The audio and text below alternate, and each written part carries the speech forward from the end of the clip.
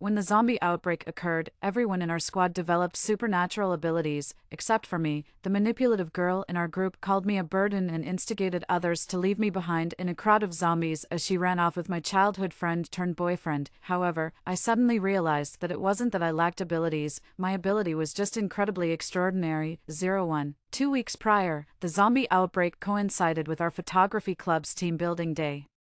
The food was ready, but not everyone had arrived when the zombies started their rampage. Hearing the continuous screams outside, the 6 of us hid in a private room, barricading the door with tables and chairs. We survived the first 2 days on the food stored there. On the 3rd day, my boyfriend, along with the other guys, went out to look for food and unexpectedly discovered they had evolved abilities of speed and strength. Consequently, the club's room was filled all day with flattery about him. Eric, you're so incredible. Eric, what would we do without you? I felt nauseated by the sycophancy but couldn't prevent people from expressing their gratitude. Eric, on the other hand, appeared blissfully unaware of the undertones, seemingly enjoying the attention. Over time, a couple of other members also began to evolve, protected by our evolved teammates. We left the private room and made our way back to the school. The school had long been overrun. Zombies roamed the playground, dorms, and cafeteria, many of whom were our familiar teachers and classmates. We found refuge in the teacher's office building, which had the fewest zombies. Posters were everywhere, directing to a human base. In the principal's office, we found a letter. Whoever you are, if you find this letter, please join us at the human base, the day after the zombie outbreak. Survivors from our school, along with various technical experts, were evacuated by the military to establish a human base in City A. If you see this message, please come and join us. The letter also shared some information brought by the military personnel who helped them. The zombie outbreak was triggered by a sudden burst of an unknown energy that all living things absorb independently, depending on the individual's physical constitution. Some absorbed this energy faster and evolved various abilities, mostly related to speed and strength. The first zombies were transformed from corpses that absorbed this energy, making morgues the initial hotspots of the outbreak. Under the influence of this mysterious energy, these zombies resurrected into creatures that only bite. Once bitten, a person would turn into a zombie. Fortunately, no zombies with particularly fast speeds or great strength have been discovered yet. Even evolved humans, once bitten, turn into ordinary zombies, and there have been no cases of animal mutations so far.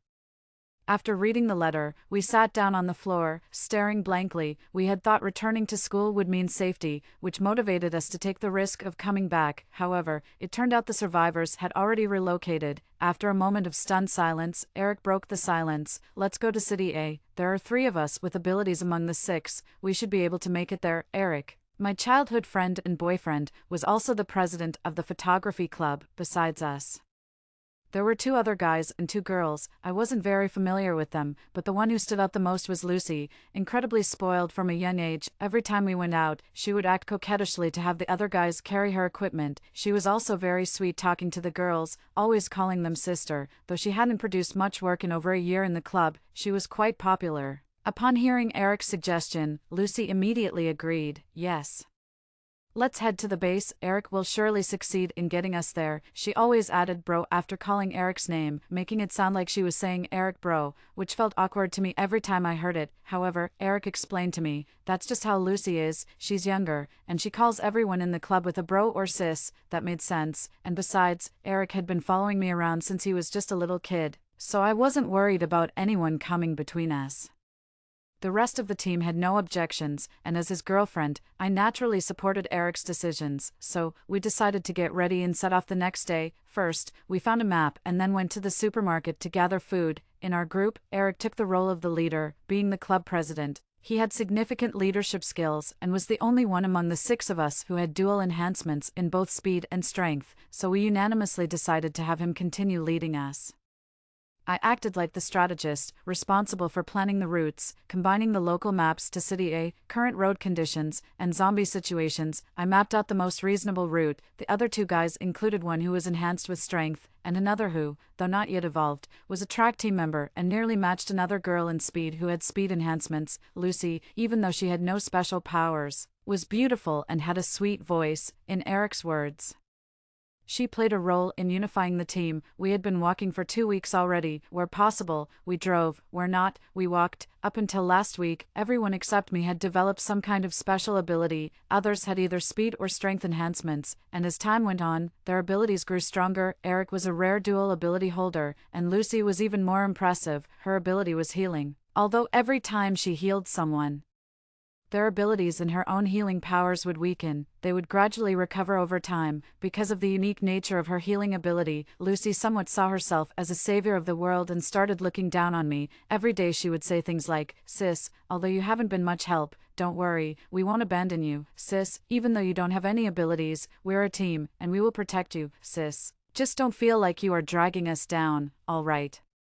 Everyone is so incredible, and I'm the only useless one here. I sometimes feel like I can't hold my head up in the team. I thought it was just my bad luck, having a low evolution rate, but then we found out that nearly only 1% of all humanity had evolved. What? In our team, the evolution rate was 5 out of 6, and I was that unfortunate 1 out of 6, for some reason. Our team attracted zombies like a magnet, and whenever there were two groups of people, the zombies would definitely chase us first, and I, having no abilities to defend myself, was always the primary target. Several times, we only survived thanks to their fierce fighting. I also tried using weapons against the zombies, but it seemed like the evolved members had some kind of suppressive effect over the zombies. While the zombies normally attacked them, they seemed to become frenzied when targeting me, bursting with 3 to 4 times the strength. Gradually, there were murmurs in the team that I was a burden. Eric didn't say much, seemingly accepting this as fact. I felt a bit wronged. Others might not understand, but Eric should know that I wasn't just sitting idle, since I couldn't contribute much in fighting zombies. I thought I'd put more effort into support. For example, a few days ago, I noticed that a horde of zombies was on a path that would cross ours. Although our team was experienced in dealing with zombies, no one could escape if we encountered so many at once. I devised a new route that took us through a nearby town where we could rest and recuperate for 2 days, successfully avoiding a wave of zombies. However, my companions were unappreciative, dismissing it as just a detour. They believed that anyone could have planned it just by looking at a map, and in their eyes, I was still the weak link. Upon reaching the town, we discovered a pharmacy that had not yet been looted. Medicines were incredibly valuable now, as most pharmacies we had encountered along the way had been picked clean. This one was probably overlooked because it was tucked away in a corner of the town. After Eric and Lucy confirmed it was safe, we went inside to gather medicines. I grabbed box after box of medicines, not even bothering to look at them, just stuffing them into my bag. I usually took the lead in these mundane tasks. I couldn't handle fighting, but I made up for it by doing more of everything else. But then, I made a miscalculation. Just as I cleared a shelf, a zombie suddenly burst out from behind a box and knocked me down. I quickly dodged to the side, and a shelving unit fell, trapping me against the wall in a triangular enclosure, with the zombie outside reaching and trying to grab me. Eric was about to save me when David, who was on lookout, suddenly shouted, "Hurry!" A large group of zombies from around the corner heard the noise and are coming this way. As Eric started to move towards me, Lucy stopped him, saying, "Eric, let's go. I saw that she's been bitten by a zombie. There's no saving her now." Me, confused face, which I of yours saw that. I was about to call out to Eric when Lucy suddenly embraced him from behind. "She's beyond saving. We've done all we can for her, and she's been holding us back for too long. Let's go. You still have me." And then, I was once again astounded by their actions, as if they had already decided I was a goner. Eric and the others lured about a dozen zombies that were chasing them into the pharmacy. While I distracted them, they quickly left and shut the pharmacy door, securing it with an iron rod across the handle. Throughout the ordeal of luring the zombies and closing the door, Eric never looked back at me. Ignoring my calls for his name, I had a sinking feeling. It was Eric and Lucy who had checked the pharmacy, claiming it was safe. Now, it seemed this zombie had been deliberately left there by them. A single zombie was no threat to the others. It seemed it was specifically there for me. Now, it was just me and a dozen zombies inside. I dared not make a sound and crouched in the corner, the zombies reaching for me through the shelving. The shelf was pushed over by them, and with a loud crash, there was nothing left between us. A zombie's gaping maw loomed before me, and I could smell the strong scent of blood. Then, a voice rang out, "Stop, you idiots. If you hurt her, you'll get nothing." The zombies, hearing this voice, surprisingly stopped in their tracks. A dirty young man appeared from nowhere, removed the rod blocking the door, and opened it, walking towards me while muttering to the surrounding zombies, "Don't touch me, I'm with her." He reached for my hand and led me outside. The zombies seemed to want to follow us, but he turned and shouted something at them. I had many questions. Who is this man? Why did he save me? How could he communicate with the zombies? Was he referring to me when he said her? Did the zombies not want to harm me? It seemed impossible. All the zombies we had encountered so far had charged at me as if possessed. We reached a safe spot, and he collapsed to the ground, gasping for air, his forehead dripping with sweat. I had so many questions. But seeing him so exhausted, I couldn't bring myself to ask. Silently, I thought, this handsome guy seems a bit lacking in stamina, but it's as if he knew what I was thinking. Running while communicating with these zombies is really draining. Gradually, as I recovered, he explained how he ended up here and rescued me. My name is Elijah, and I've been following you for over 10 days now. That meant we were followed almost as soon as we started our journey. You should know that both zombies and people with special abilities are formed by absorbing a mysterious energy. Some absorb it faster, which leads to the development of various abilities. If zombies absorb too much of this energy, their bodies can recover and appear no different from ordinary humans. I'm particularly sensitive to this energy, so I noticed right away that you seem to have an influence on energy fluctuations, he continued. Simply put, around you, whether it's humans or zombies, the rate at which they absorb energy skyrockets. Haven't you noticed there are especially many people with abilities around you? That I had noticed, but everyone in the team believed it was due to their unique talents, and I, unfortunately, was considered the only unlucky one. I originally wanted to observe you all to see if you were good people and then join you, but anyway, I noticed they harbored ill intentions towards you.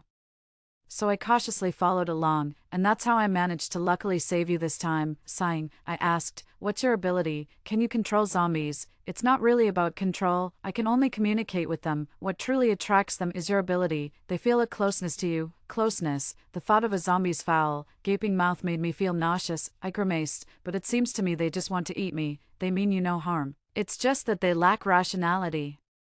When they see you, they only want to lick and touch you but don't understand that this can hurt you. So, is this also considered a kind of ability? Purely supportive? Yes, but what's wrong with being supportive? Don't sell yourself short. Without you, your team couldn't have made it this far with just the capabilities of the other 5. Plus, look how much the zombies like you attract them, and I'll help communicate with them. It's perfect. So, let's work together and head to the base. On the way, Elijah shared a lot about himself. Turns out, he didn't have any abilities when he first started following us. Then, after being surrounded by zombies one time and fainting from fright, he woke up to find he could communicate with zombies. You also had a strange encounter, normally, who faints from fear. Try being surrounded by over a dozen zombies, and not just surrounded, they even tore my clothes, he said while pulling at the tattered strips of his clothes, looking pitiful. I was so scared of losing track of you guys, I didn't even have time to find new clothes. I smiled. I've been surrounded too, but I didn't faint. Elijah, brother, no matter what, you owe me compensation. Why do you keep calling me sister?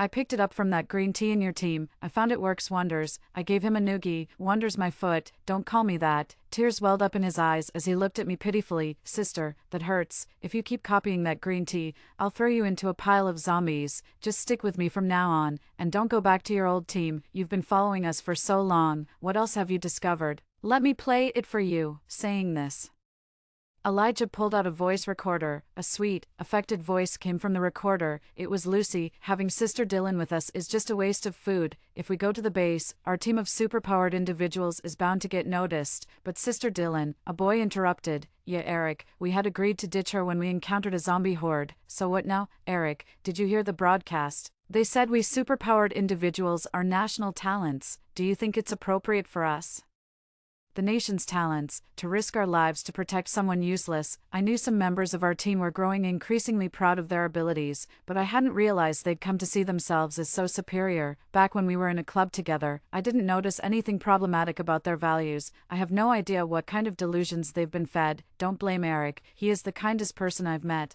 even though he has no feelings left for Sister Dylan.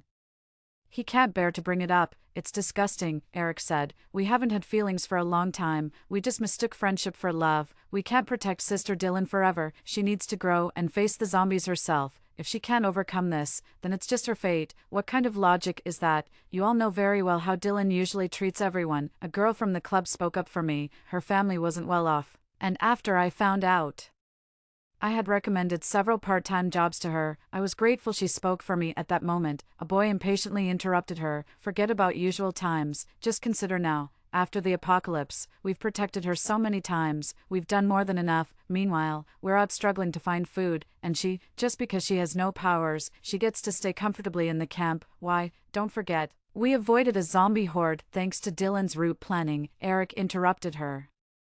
Enough, I kept her around only to use her as a distraction for the zombies in case we couldn't escape. Her planning this route was at best good luck that saved her own life, but it wasn't much help to us. Let's do as Lucy suggested. In a few days, I'll find an opportunity to test her. If she proves capable of keeping up with our team, then no one can complain. If she can't, then that's also fate, and if you keep nagging, you might as well join her. The girl didn't dare speak further.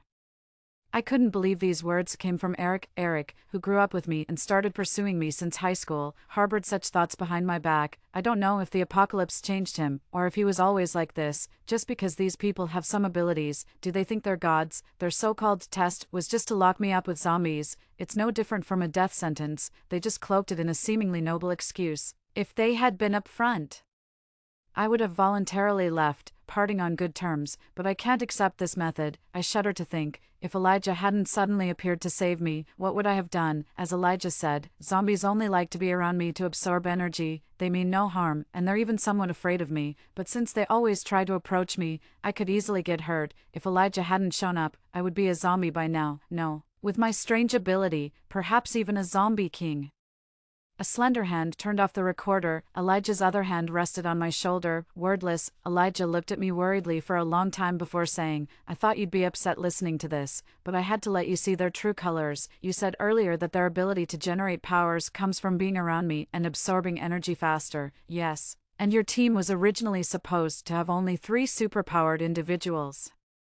The other 2 who forcibly developed powers will gradually lose them if they stay away from you for too long, even the original 3, but you won't necessarily be able to protect yourself. You need to use it on yourself. 2. These conversations and events unfolded uniquely, merging elements of survival, superpowers, and the undead into a thrilling narrative. Here is the translation. It will gradually revert to the average level, much worse than they are now. They're not that lucky.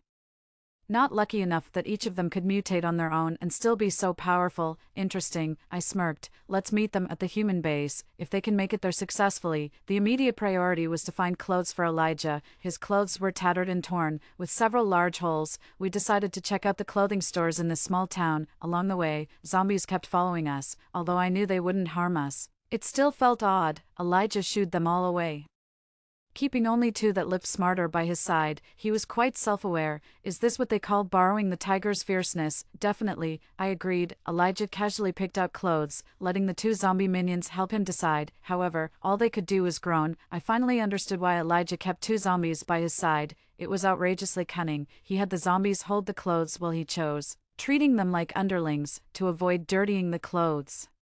He even ordered them to stretch their arms long and hold the hangers, not letting the clothes touch them. The 2 unfortunate zombies, robust in build, seemed to have been carefully selected. Holding the clothes, they looked around innocently. Suddenly, we heard cries for help ahead. We rushed over and saw a crowd of zombies swarming around 3 people. Among them, a man was dressed in camouflage and military boots, with a determined look in his eyes. The 2 people beside him tightly protected him in the middle. This is a small offshoot of the zombie wave from a few days ago. Can we draw them away? We should be able to, but I'm not sure I can communicate with so many zombies at once, so we need to keep a certain distance from these zombies and try. Elijah waved to the trio. Hey, brother, our special ability is to communicate with zombies. We'll draw them away soon. You guys hurry up and go. Don't mind us. We can escape. Then Elijah shouted at the zombies. Roar, roar, roar, roar, roar. The zombies paused, then slowly turned around. After hesitating, they decided to chase us. We kept our distance from the zombies as much as possible, with Elijah communicating with them in batches, diverting the group of zombies.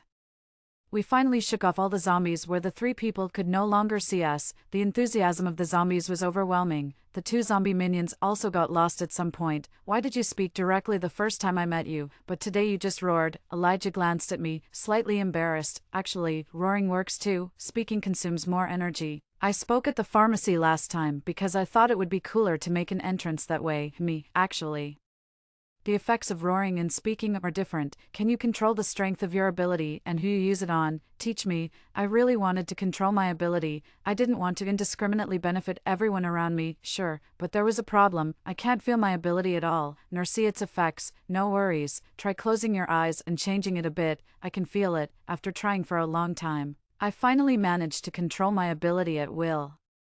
I wanted to apply most of my enhancement to Elijah and use a small part to control the zombies, but he insisted he didn't need it. You don't have to give it to me. I can protect you without it. It's okay. It's a waste not to use it. No, you can use it to enhance yourself. Don't worry. From now on, no one can enhance his abilities casually, not even me. People change, you know, he added, still feeling uneasy. We suddenly remembered that after spending so much time choosing clothes, we didn't take any with us. They were all left behind on the road. Let's just pick something quickly. Look at those tattered strips on your clothes. I can hardly bear to look at them anymore. Elijah widened his eyes. Sister, these strips are part of the original design of the clothes. It's the big holes that were torn. Now it was my turn to be shocked. This style of dressing really screams zombie apocalypse. I shook my head. I don't understand.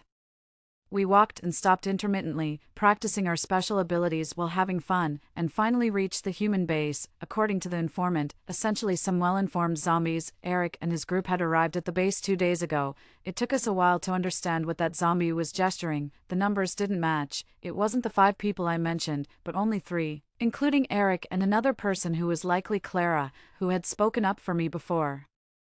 Losing 2 teammates, it seems they also faced many difficulties along the way, Elijah said. It was inevitable. With their actual strength, it was impossible to reach the base unscathed. The fact that they managed to come this far without harm was all thanks to your ability enhancement. That Eric would abandon his teammates in danger was something I had anticipated. If Eric could abandon me, whom he grew up with, why not just a few ordinary friends? The missing 2 deserved it, for them.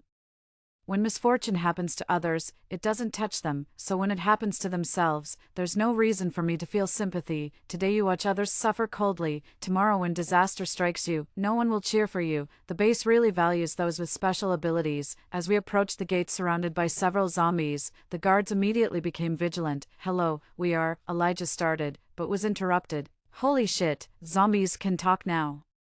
No wonder they looked at us so warily. We're human. Why aren't the zombies harming you? I quickly responded with the excuse we had prepared beforehand. We can communicate with zombies, but it's limited. We need to be together to use our abilities. Wow, that's a unique ability. Trying to downplay it, Elijah quickly waved his hands. No, it's quite trivial. We can only communicate with a few zombies at a time. That's still pretty impressive, lad. You don't know.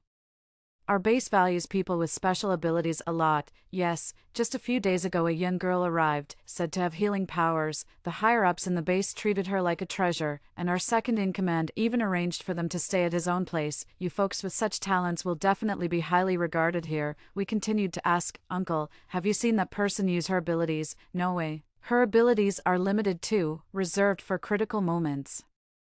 Elijah and I exchanged glances, thinking the same. The girl's powers might be fading, or already gone. With our special abilities, we too received a warm welcome at the base. News of 2 more special ability holders arriving quickly spread throughout the base. Soon, 2 uninvited guests came looking for us. Eric stood before us, his face oozing sincerity. Dylan, so glad to see you again. We were really worried about you. As if I'd believe that. You were so worried that you left me trapped with over a dozen zombies. Dylan, how can you say that? It was a desperate situation, and we couldn't save you. Plus, if we hadn't left you there, would you have met this handsome guy? After saying this, Eric sneaked a glance at Elijah, who completely ignored him. I was almost amused by anger. So, I should thank you. Then, Lucy covered her face, tears streaming down like rain. Sister, I know you're upset that I'm with Eric. But we thought you were dead, and it was only out of deep sorrow that, wow, you must have been so heartbroken that you got together just a couple of weeks after I supposedly died. I interrupted her sarcastically. After all, it takes magic to defeat magic. Lucy was at a loss for words, and Eric quickly took her into his arms. Dylan, don't blame Lucy. What we had was just a confusion of friendship for love. Lucy and I are the real deal. I know you're not over me, but don't be jealous of Lucy. Are you sick? I never realized how delusional you were before. Now is not the time for petty squabbles. It's time we unite, with your and Lucy's abilities, especially with your communication with zombies and her healing powers. We could really make a difference at the base, so you're just interested in our abilities, aren't you? Makes sense. Why else would we be worthy to join you, right? Eric's face turned from pale to flushed. And after a moment he said, Dylan, I've cared about you for so many years, and I never wanted to expose you. You think I don't know. You have no abilities. It's all this handsome guy next to you. Yeah, right. I have no abilities, unlike you two with your special talents. So can you get lost now? Furious, Eric pointed his finger right at my nose. Just you wait, I'll expose you. Elijah swiftly brushed Eric's hand away. What's all this pointing and waiting? If you have more to say, just spit it out. Eric, still somewhat intimidated by Elijah, glared at us, then turned and walked away. Once he had gone, Elijah told me, Lucy's running out of her abilities. Elijah is very sensitive to energy, so if he says it's true, it must be. Lucy was originally one of those who hadn't evolved any abilities. She only developed them after being around me for a while, and now, without my enhancement, she's nearly depleted the little energy she had stored. No wonder they're so eager to ally with us, now that they're favored by the base's leadership, probably because of her healing abilities. I'd love to see their faces when they find out she's lost her powers, I pondered, continuing, who needs healing anyway? I haven't heard of anyone in the leadership being injured, leaning close. Elijah whispered, the second-in-command has some issues. The image of the second-in-command's corpulent body and sleazy smile flashed through my mind, sending a shiver down my spine as I stepped back. How do you even know that? The zombies told me. He killed everyone who knew his secret, but what he doesn't know is that after becoming zombies, they gossip even more. Well, that's how we got hold of such a secret. We speculated that Lucy must have struck a deal with the second-in-command. She cures his ailment, and he ensures her a stable position in the base. I must say, this couple is really petty. We hadn't even started causing them trouble, and they were already stirring things up. In front of everyone, Lucy announced that we used to be a team and requested that we go out together to scavenge for supplies. At the base, it was common to form teams of 20 or 15 for supply runs, usually mixing half with abilities and half without. A group as small as 5 was unusual and typically not allowed, Lucy claimed. With our special abilities, 5 of us is enough. It's also a good chance to demonstrate our powers. Surprisingly, the base approved. It was clearly a trap. Under the second-in-command's eager organization, the 5 of us stood at the base's entrance. 5 of us, divided into 3 groups, each with our own thoughts. The extra person was Clara, the girl who had spoken up for me before. Heard on the recorder, Clara stood off to the side, cold and aloof, neither speaking to us nor looking at Eric and the others. Eric was the first to speak up. I should have realized sooner that you were a traitor, sticking with us until you got to the base, and then you want to sever ties. Clara responded coldly, the so-called sticking with you was just because you saw some utility in keeping me around, that's all, and anyone you find useless, like Dylan, you just toss aside, right, Dylan? Do you think our separation was an accident? It was all planned by these two. I'm alive only because it hasn't been convenient to sacrifice me yet. Whoever can lure the zombies is pushed to the front line. Isn't that your usual style? Isn't that how the others ended up dead? It's no wonder I saw Clara parting ways with them after reaching the base. Clara then turned to me. I know you might not believe me, but what happened in the pharmacy wasn't an accident. It was all premeditated. I was too scared to take your side then. You don't have to believe me, and I won't force you, but please don't trust them anymore. I gave Clara a reassuring smile. I believe you. Eric, furious, yelled at me, Dylan, you backstabber. Even if I wasn't the kindest to you, I did look after you for 2 weeks. Now that you're with someone capable, you decide to forget all the good I did. Before I could reply, Elijah spoke up. Watch your mouth. You know exactly why you kept Dylan around. Wasn't it just to use him as a shield when necessary? Think you're so great. After saying that, Elijah punched Eric in the face. Before Eric could react, he continued, if you keep spouting nonsense, I'll let the zombies tear you apart. Don't forget what my special ability is. Eric continued to mutter under his breath, but didn't dare to retaliate. Don't think I don't know your ability has a very limited range, small or not. You want to test it. Eric was about to snap again when Lucy stepped forward and pulled him back, shaking her head. Then Lucy, trying to curry favor with Elijah, forced a smile, which Elijah dismissed with a glance before turning to me and softly saying, let's go. After clearing things up with Clara, our group of 5 split into 2, and Clara joined us. We knew they had plotted to get us out alone for some reason, so we cautiously kept our distance. Other than Clara, who had a crossbow. None of us had long-range weapons, so we weren't worried about them shooting us from behind. We carefully maintained our distance from them on the road, and we didn't accept any food that Lucy pretended to offer in good faith. Yet, we still fell into a trap. 07. When I woke up, I was in a room. The floor was dirty, surrounded by a circle of debris, with lots of dust, showing traces of the debris having been dragged across. Outside the circle were zombies, momentarily blocked by the debris, but it was only a matter of time before they got over. I sat up. The zombies, seeing me move, became more enthusiastic. Luckily, just before we left, Elijah, concerned for my safety, taught me a few phrases to communicate with zombies. Roar, roar, roar, roar. What I just roared meant, back off, stay away from me. Surprisingly, the zombies actually obeyed and stayed put. I couldn't help but marvel, if I was a zombie, would I be the king of zombies? Just as I was figuring out how to open the door, Elijah's voice came from outside, knocking urgently. Dylan, are you in there? Are you all right? I'm fine. What about you? We need to get you out first. It seems Clara was also there. The door was then forced open, and Elijah quickly assessed the situation. Eric and his group had intended to trap me in the middle. Once I wake up, I'll get to experience the terror of being surrounded by zombies and slowly eaten alive. But they probably didn't anticipate that upon waking, I could control the zombies with my special abilities. Why must they treat me as useless? Elijah held me in his arms, speechless. Elijah was unharmed, but Clara's back was soaked with fresh blood, her clothes torn by the zombies' bites. Seeing me look at her, Clara forced a smile and said, "It's okay, don't be scared, you guys can control the zombies, right?" I trembled. Wanting to touch her, she reached out and held my hand. Eric and the others thought I had no special abilities, so they left me unconscious among the debris, wanting me to wake up first to experience the fear before being eaten. But Elijah and Clara, they were placed directly among the zombies. Clara was the first to awaken, painfully alert. After struggling and killing the zombies around her, she immediately came to find us. Damn it, bastards, hurting their own kind like this. Eric and his group were no different from the zombies. We've always kept them from touching our food and water, yet we still fell into a trap. It seems someone tampered with our stuff back at the base, Elijah said. Just the two of them couldn't have managed this. It looks like the second in command had decided to help them, Elijah continued. Clara's crossbow was stained red with her own blood. She looked at me and said, "Let's go after them. I want to take revenge with my own hands while I'm still lucid. Just now, on my way to find you, I ran into that couple. I didn't manage to deal with them, but I think my crossbow arrow hit Eric." Seeing Clara covered in blood yet still forcing a smile for us, my heart nearly broke. Damn it. We got up and pursued them. Before we caught up, Clara's eyes had already clouded over. Suddenly I remembered Elijah was also thrown among the zombies, and I frantically checked him for any wounds. His complexion was pale. He gently squeezed my hand and whispered in my ear, "I'm fine." Eric, injured and bleeding, attracted many zombies following behind them. We chased in their direction. We finally caught sight of them. Clara shot another arrow, hitting Eric in the thigh, slowing them down even more until they hid in a forester's cabin.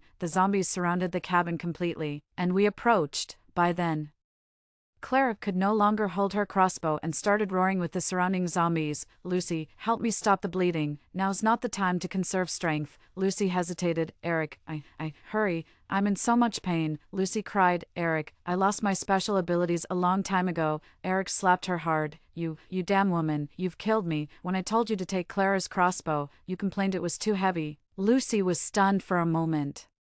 "But you said even if we tipped the crossbow, we couldn't use it, so we didn't." By then, Clara had completely turned into a zombie, and I applied all my enhancements to her. In her zombie state, her wounds slowly healed. Though her clothes still bore the marks of being torn, a group of zombies, under Elijah's command, broke down the door and surrounded the area. Eric struggled to crawl over and clung to my feet. Dylan. I was wrong. It was all this woman's fault.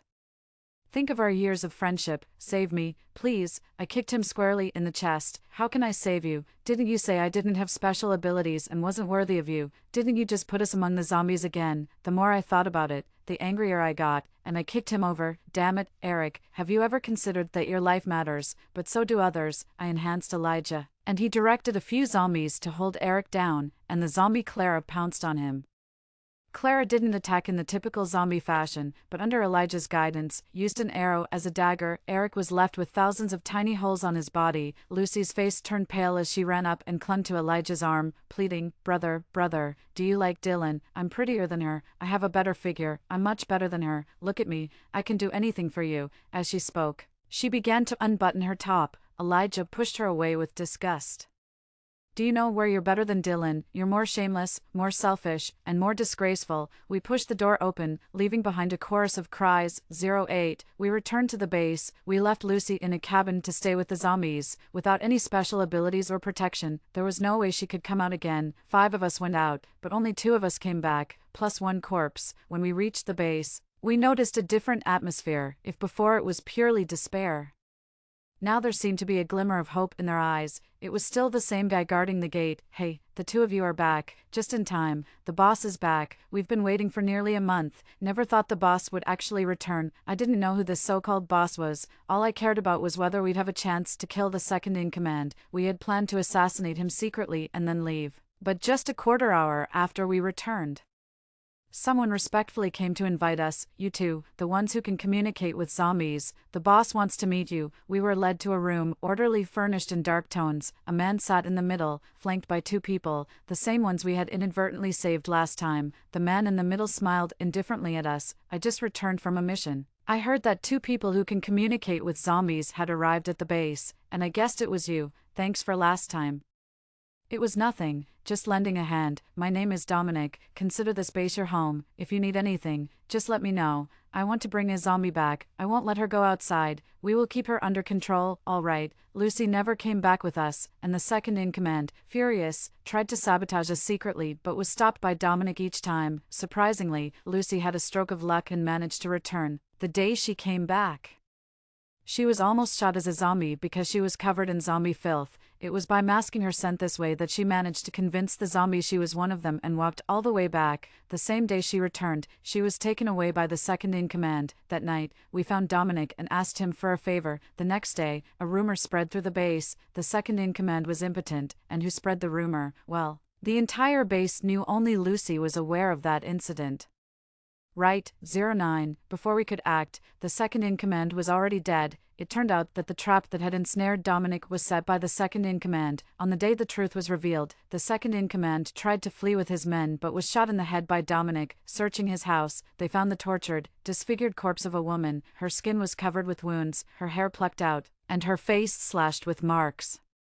People in the base who didn't understand the full story sighed. Such a capable healer, ruined by the second in command. Even if the disease couldn't be cured, it shouldn't have come to this. But people soon moved on from their regrets. Drawn by more pressing matters, I continued to strengthen Elijah, and we managed to keep the zombies within several kilometers calm and distant. The security of our base has significantly improved, and with it, Elijah's and my prestige among the people has soared. Scientists later discovered that some individuals who had been bitten possessed antibodies. These antibodies were used to develop a vaccine. Zombies who had not yet bitten anyone were also vaccinated and recovered. The entire human population was inoculated, preventing the emergence of new zombies. Unfortunately, they lost their ability to reproduce, but Clara could continue to smile at me. As for the zombies that had bitten humans, they were taken in groups to newly constructed makeshift factories nearby, where they started working tirelessly. One day, humanity will rebuild civilization here. Side story, the night I returned, I meticulously checked Elijah's body. Just as I reached his chest, Elijah grabbed my hand. Dylan, I think I might be a zombie. The day we were stunned, the zombies didn't bite me. They just circled around me. Maybe I had been bitten before that. I buried my head in his chest, my tears and snot rubbing against him. Impossible, that can't be. It must be because the zombies don't hurt you since you've been with me for so long. Elijah wiped my tears away. It's okay, even if I am a zombie, I'm one with a conscience. No, you're not. To prove that Elijah was still human, I kissed him on the lips. He tasted so sweet, so delicious, definitely not a zombie. As zombies smell awful, after I had my fill, I lay on his chest.